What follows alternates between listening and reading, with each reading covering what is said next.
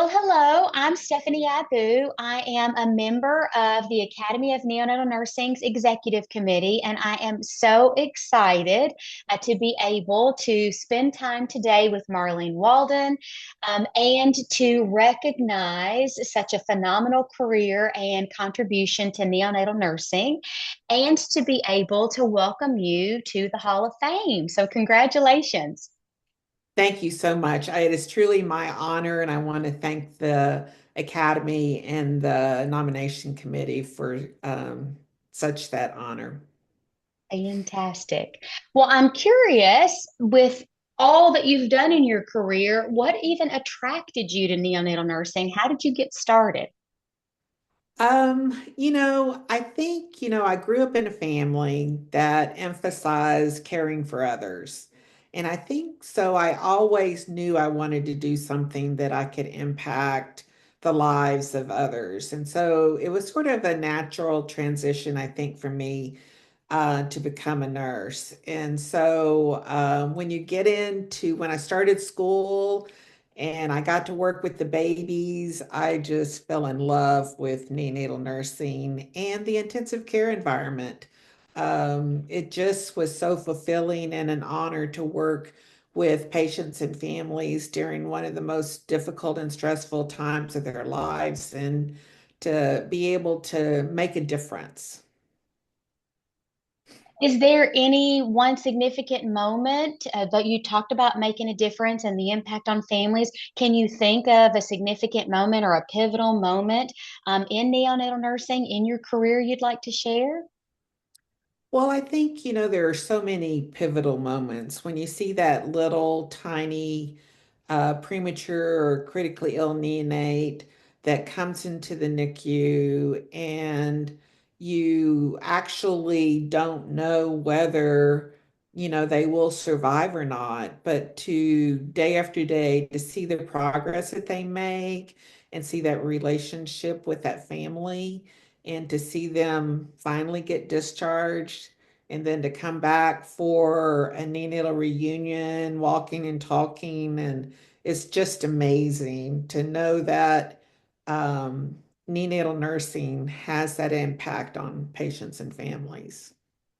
It We is a do tremendous both. opportunity. Yeah, exactly. Right, right, right. I love the reunions. I love the reunions. Yeah, Right. for Yeah. sure.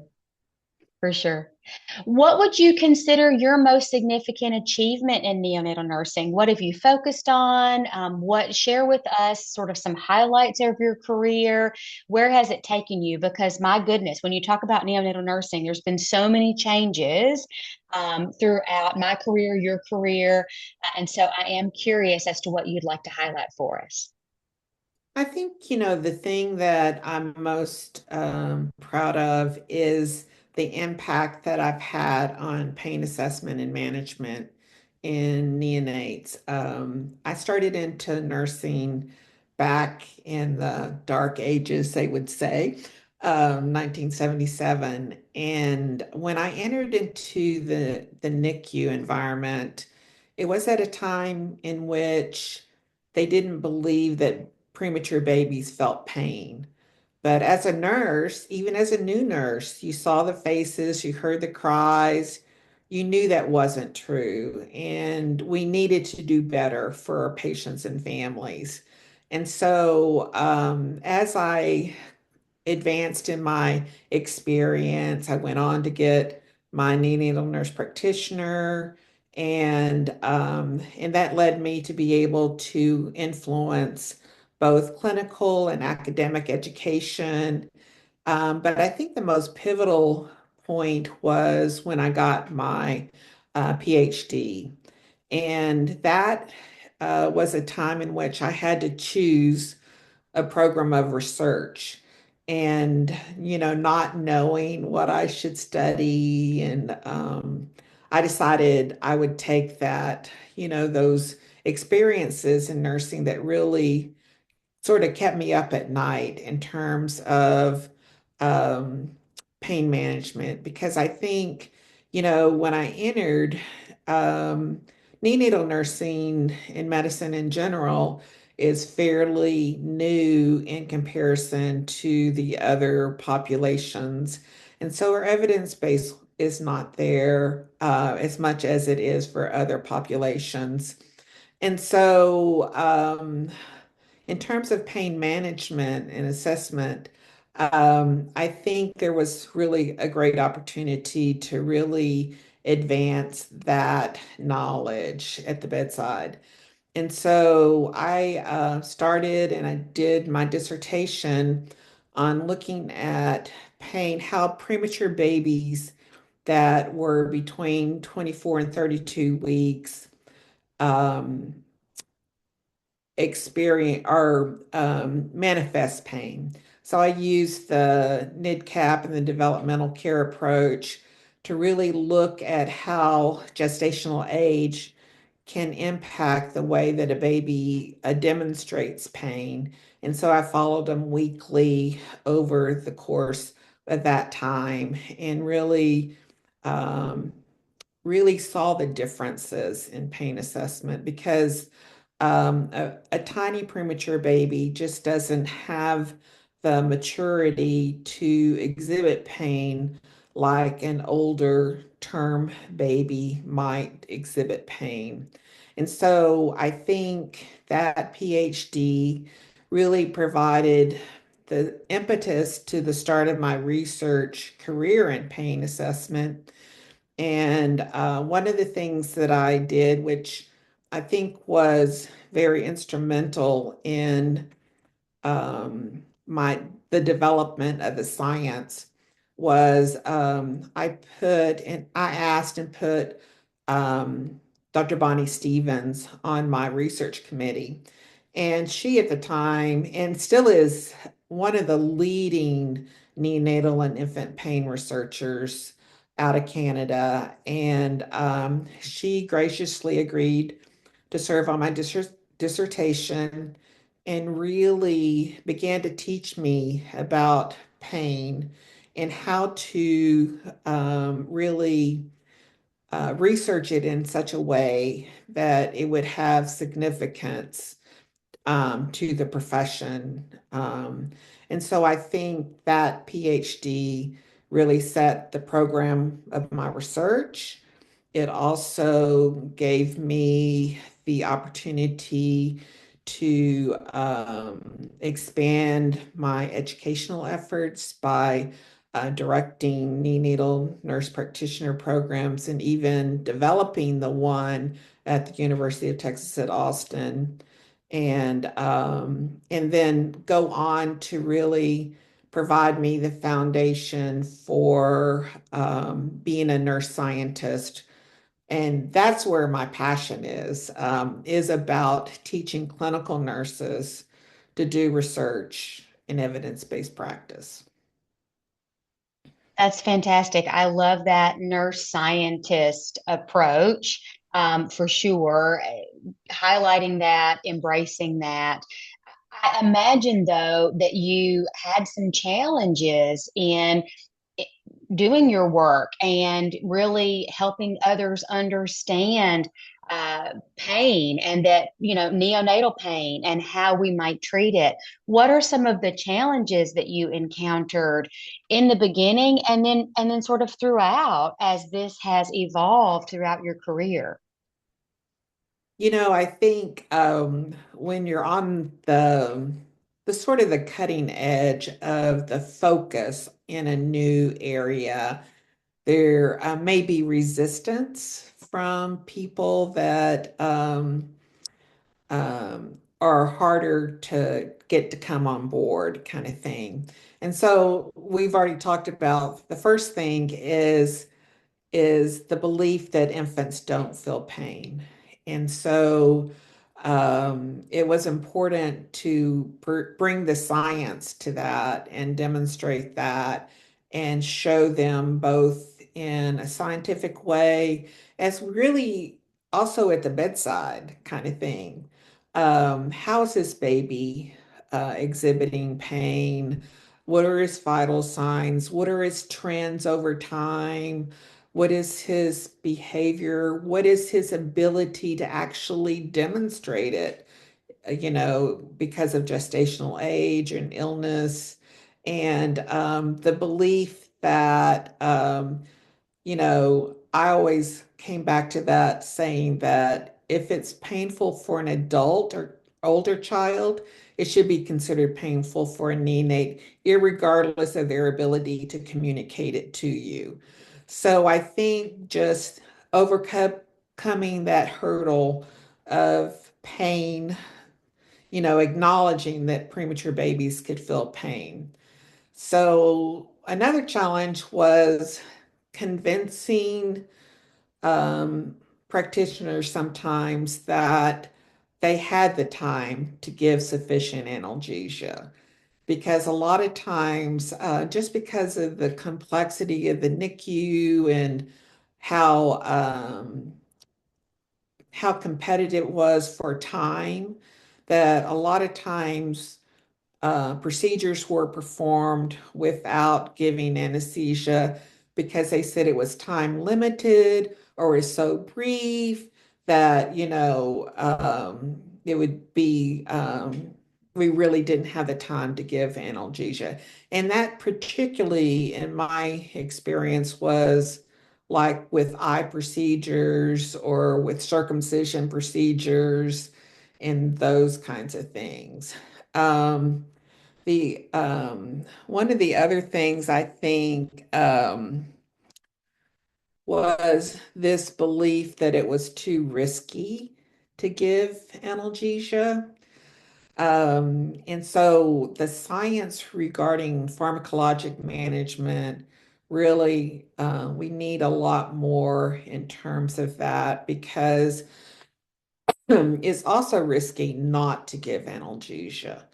Because when I started in neonatal nursing back in the 70s, babies would go to surgery and minimal anesthesia would be given, and you would see the stress response when they came back to the NICU. And I was fortunate to have some interaction and development of my pain career with Sonny Anand. And that was his big thing was about anesthesia, appropriate analgesia and anesthesia. So I think the some of the other challenges might be the use of um, appropriate assessment tools because there are there's not that many out there actually. And so you saw the use of some tools that were adapted because it was easier for nurses to use the tools. So you saw some units that would take a validated tool, alter it, and then use it. And when you alter a tool, it it interferes with the validity of the tool. So you may not be assessing what you think you're assessing. And then also there just wasn't tools that were, or use of tools that might be used for different types of pain than what they were validated for. For example, taking a procedural pain tool and using it in a surgical environment, or taking a tool meant for acute pain and trying to assess chronic pain with it. So there are a lot of challenges in pain assessment and management, but we're a very talented profession and we have the capability to do the right thing and to develop the science. And it's not that people didn't want to do the right thing.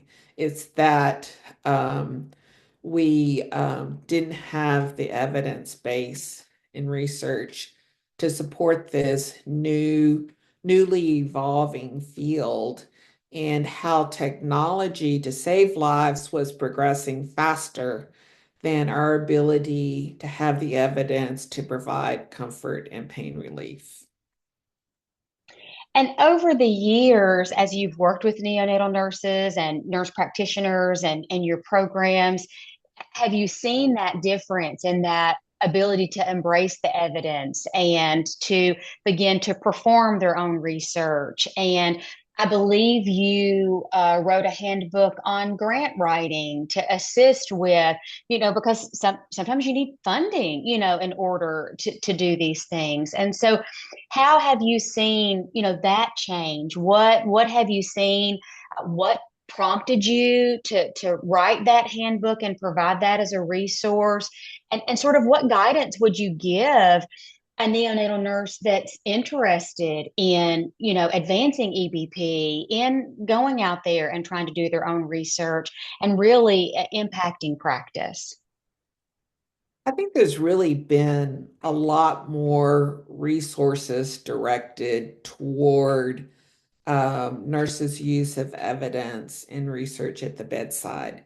Clinical nurse specialists, you cannot underestimate the value that they bring to the bedside and the unit. Um, you don't have to have a PhD to do research. I mean, evidence includes also quality improvement, and there's been a huge drive by units and nationally and internationally about using nurse sensitive indicators and research to drive quality at the bedside.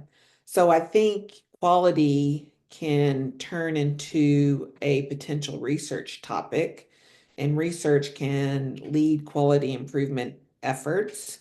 And so I think you really do have the opportunity to really use those avenues of science to improve the outcomes of babies. So I think, the grant writing book was used a lot in master's and doctoral education and in clinical units across the country of nurses that really wanted to get a grant. A lot of times, institutions, they don't have the funding to actually allow that great depth of research without some kind of funding of the nurse's salary or the interprofessional team salary. And so the writing book really allowed nurses to really start at the beginning. So, what's the problem? How do you ask the question? How do we develop the best research design? Because funding is very competitive. Even NIH funding is extremely competitive. But there are funding opportunities at NIH, but professional organizations often have funding, but it's competitive. So your particular proposal needs to be very solid and have a strong research design, not only to increase your ability to get funding, but you want to do research that um, is done well and that the outcomes of that research can be contributed to that research process. And so the grant writing book, I think, not only allowed nurses to understand the research process, it also identified potential funding resources, and how to fit your idea to fit the priorities of that funding organization. So it's a great resource because, we learned research in both our bachelor's and our master's program, but it wasn't, you didn't really in those programs have to a lot of times start from scratch and write a proposal. So nurses don't necessarily have the skills or the knowledge to do that. And nurse scientists are critical and clinical nurse specialists and other researchers in the organization are critical to mentoring those that have an interest in research to be successful. One of the texts that you've been involved in has certainly been very critical in my career, and that's the core curriculum for neonatal intensive care nursing. How did you get involved in that project and become co-editor of that text? Um, I don't actually remember. We've done four text, and I think it was Dr. Therese Verkelen. We taught together at the University of Texas in Houston, Health Science Center in Houston. And I think she had the opportunity and she finagled me into helping her kind of thing with that textbook. And it has been the joy of my life. It's been the challenge of my life. um, it's it's um, it's an extremely time intensive endeavor kind of thing. But when you want to make a difference for nurses, you have to be able to reach out in a number of formats. You have to be able to teach at the clinical bedside. You can educate at presentations and through publications and that kind of thing. But nurses need a daily resource that they can use because we get so many different complex, rare, um, evidence is constantly changing. We needed a resource at the bedside. And one of the really unique things about the core curriculum was that it was in outline format. So nurses could use it pretty rapidly to look up something kind of thing. It's not a one-stop shop kind of a place to get all of your evidence because we all know that textbooks go out of date fairly quickly. And so it needs to be revised every 5 years or so. Um, and you need to use it in conjunction with current research and evidence. So while it's a one-stop shop, it you still had to use it with journal publications, going to PubMed, those kinds of things. But it was really a great resource at the bedside for nurses that were preparing for certification. It really was over I think it's 4 or 5 editions that we did, a really great legacy for nurses to leave a text in education to that extent. And so I was very honored to be able to co-edit that with Dr. Verkland in the last edition with Dr. Sherry Forrest.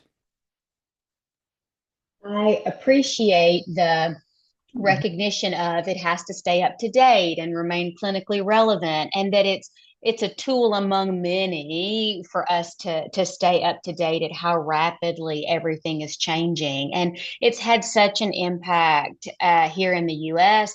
It's had an impact internationally, globally. I believe you've collaborated with, providers all over. And so maybe spend some time talking about some of those collaborations and projects as well. I think, one of the things about, you wanted to ensure that the text had the latest evidence. And so when you were looking for chapter authors, you really wanted to get who was the experts out there in that particular area, because one cannot be an expert in everything kind of thing. And so the beauty of the book was that that text had contributions from nurses all over the country, some international contributors. And then the other unique thing I think about the text was its support by the major professional organizations, the National Association of Neonatal Nurses, the A1, and I'm going to leave one out, a the American Critical Care nurses. So it was really a joint effort by a lot of professional organizations and nurses to bring the current evidence to the bedside. What advice would you have for nurses as far as getting involved in professional organizations? Certainly Anne and others that impact those resources, how that may assist with their career. What advice would you have, and why would you consider that to be important? That is such an important question because professional organizations, they provide education, they provide resources, standards of care. They work nationally on legislative issues. There are so many advantages to professional organizations. And so when I think about how I really got involved, I really started locally, kind of thing. So I think you have to be very intentional about your career, kind of thing. And you don't have to jump to the top of the ladder. I think one thing leads to another thing that leads to another thing. So it's very an ongoing process. So when I got involved in professional organizations, I was just a bedside nurse. I was early nurse practitioner, and we was working in the Houston area at Texas Children's Hospital. And there was a local NAN chapter. And so I got involved with the local NAN chapter, started as a committee member, became a president of NAN, and then that gave me the experience and confidence to apply for the practice committee on NAN. And so I worked with that. And then that gave me the experience, confidence, recognition to apply for a board of director position. And so I think you can have both local and national experiences and impact over your professional career, but it's like being willing to step out and say, I can do something and I can start small and then I can work up as my professional career leads me to a national or international position kind of thing. So I think, one of the people that I think really demonstrates that a lot is like Carol Kenner. I mean, she really has made an impact in so many avenues of neonatal professions. Her contributions, you know, um, to the bedside, to her publishing, to her academic career, to her international work, and to her involvement in policy briefs, even for as a fellow of the American Academy of Nursing. So it doesn't take, I mean, I'm no one special per se, but I made an effort, an intention to really want to impact the profession, but more importantly, my work to impact babies and families who we care for. Well, I think that makes you pretty special. So I'll just put that on record for sure. So much. If you had a crystal ball of sort of like where we're headed next in neonatal nursing.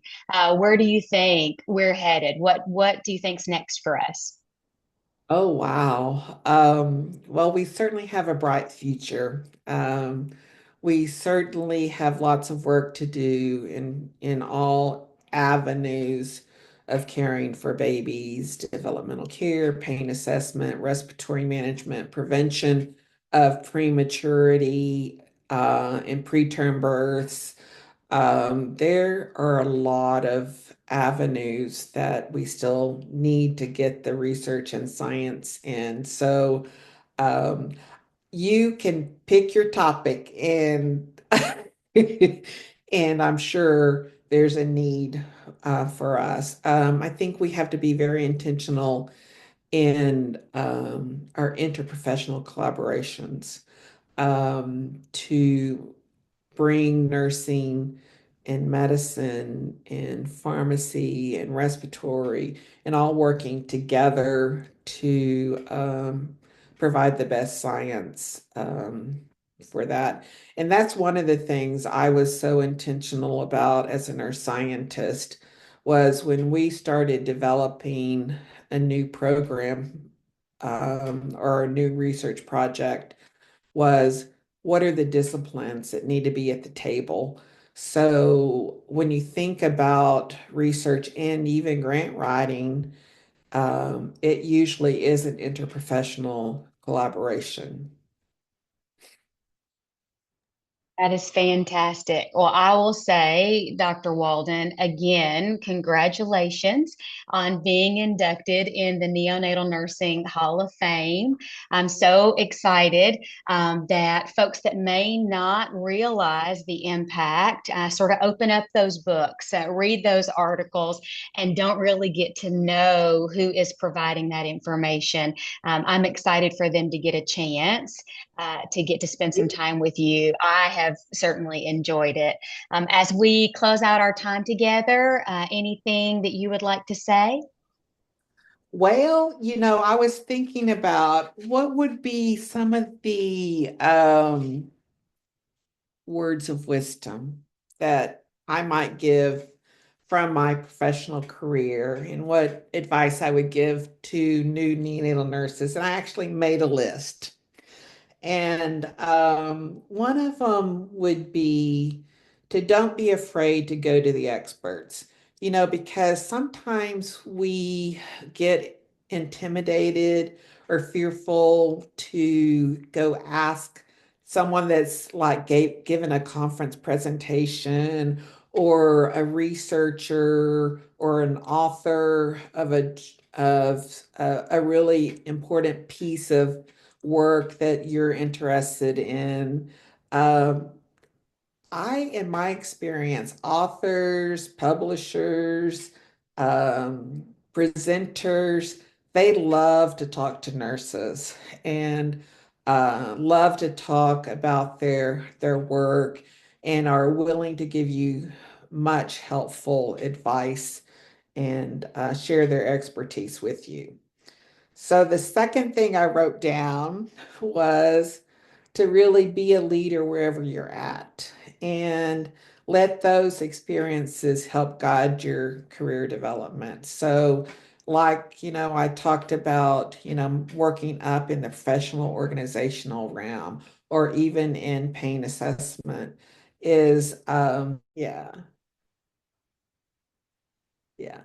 So I think, one of the other areas that you really have to be very intentional about staying current in research and evidence-based practice because we get into our busy clinical schedules, we're in rounds, we have a lot of babies to care for. So you do have to make time to look at the literature, and I think it makes us much more of a partner in rounds when we're current in the literature. It makes us have more of an impact on successful patient outcomes and reducing morbidity and mortality. So even though you graduated from school, it's a lifelong learning that you have to do in order to bring the evidence to the bedside. And then the last thing I wanted to really say that I think is really important as a nurse is to really be involved in those frequent and relevant simulations in areas of low frequency but high risk. And I think this is important in order for you to have the most impact and success during those emergency critical situations where you don't have time to go to the textbook and look that up. You really have to do it.